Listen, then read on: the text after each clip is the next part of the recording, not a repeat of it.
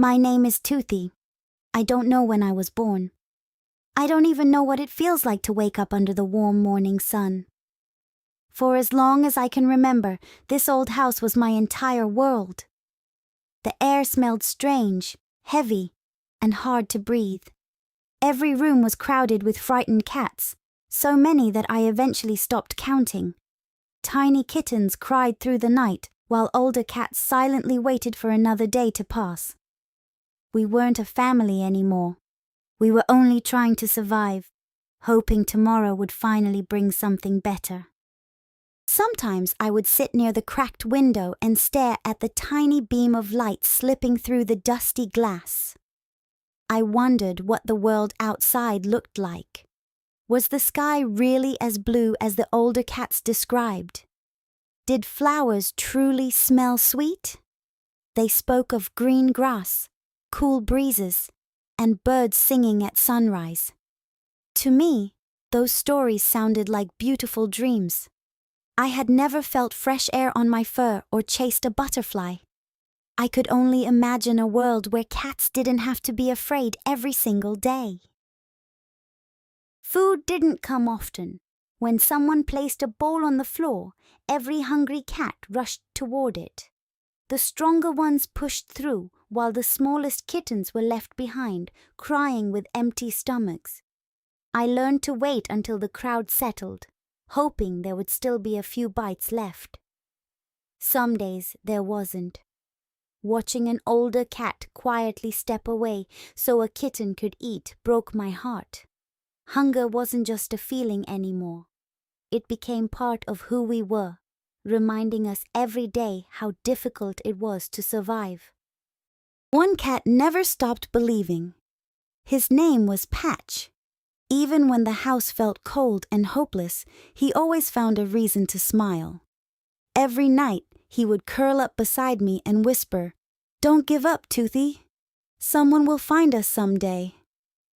I wanted to believe him, but each sunrise looked exactly like the last.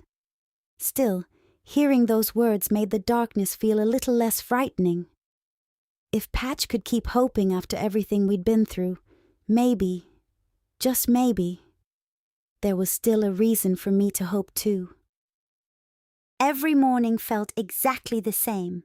There were no songs from birds, no warm breeze, and no golden sunrise waiting for us.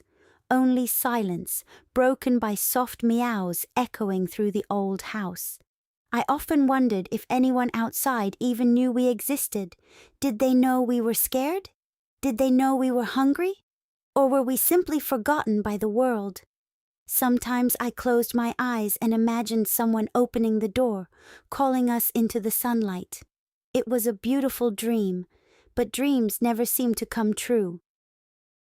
Then one afternoon, something felt different.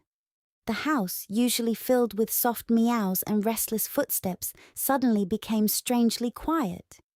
Every cat froze as if we all sensed the same thing. I lifted my head and listened carefully. At first, I heard nothing. Then, faint voices drifted in from outside. They sounded calm, not angry. A car door closed. More footsteps followed, growing louder with every second. My heart pounded so hard I could hear it in my ears. I didn't know whether to hide or believe that Patch had been right all along. Then it happened. The front door slowly creaked open, and a bright beam of sunlight poured into the dark house. I had never seen light so warm or so beautiful. It stretched across the dusty floor like a golden path. I squeezed my eyes shut because it was almost too bright to look at. The fresh air carried a scent I had never known before. For the first time in my life, I felt a gentle breeze brush against my fur. In that quiet moment, something deep inside me whispered that everything was about to change. People wearing gloves slowly walked into the house. They didn't shout. They didn't chase us. They spoke softly, almost like they were talking to frightened children. Dust floated through thin beams of light breaking through cracked windows, each step careful, as if silence itself could break. I pressed into the corner, heart pounding, unsure if they were danger or rescue. One stopped in front of me, crouched slowly, hands visible. He looked straight at me and whispered, "It's okay. We're here now." I wanted to run, but my legs wouldn't move. Those gentle eyes looked different from anything I'd ever seen. There wasn't fear. There wasn't anger. Only kindness. One of them slowly took a step closer, then stopped again, giving me space like I mattered.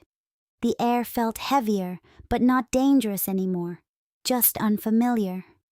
Behind him, others stayed still, forming a quiet barrier between me and the rest of the dark house.